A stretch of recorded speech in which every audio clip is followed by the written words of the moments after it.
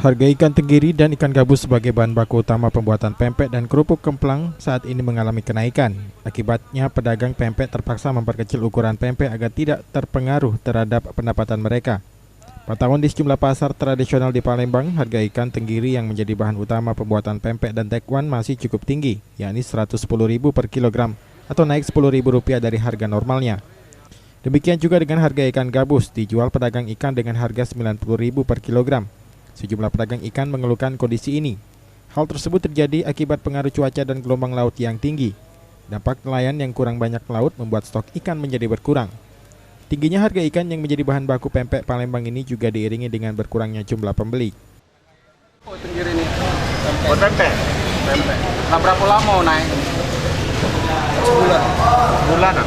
Gara-gara apa kok gitu? Gelombang. Gelombang. Gelombang apa tuh? Laut. Ikannya kurang kemarin. Pembelinya mana? Masih banyak. Langganan? Masih. Langganan ya? Kuyur baik. Berapa sih? 110 dagingnya. Dagingnya ya? Iya, daging giling. Nah, itu normalnya berapa harga biasa?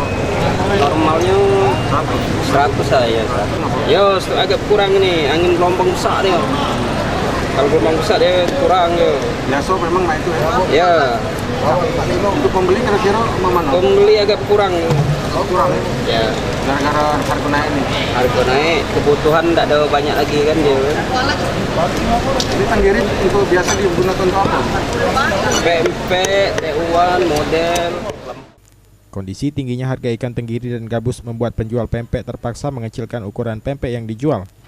Hal ini dilakukan agar tidak mengurangi keuntungan dan tetap menjaga kualitas pempek. Makanan khas masyarakat Palembang ini tetap dijual dengan harga normal, yakni untuk pempek ukuran kecil Rp2.000 per buah dan pempek lenjer dengan harga Rp15.000. Heru, salah seorang penjual pempek Palembang, mengaku naiknya harga bahan baku pembuatan pempek membuat mereka terpaksa harus mengantisipasinya. Sejauh ini, untuk pembeli masih dalam kondisi normal seperti biasa. Masih tetap itu lah kak, kami jual. Harganya 2.000 ke 2.000, mau tetap pengaruh ikan. Kecil pempeknya be.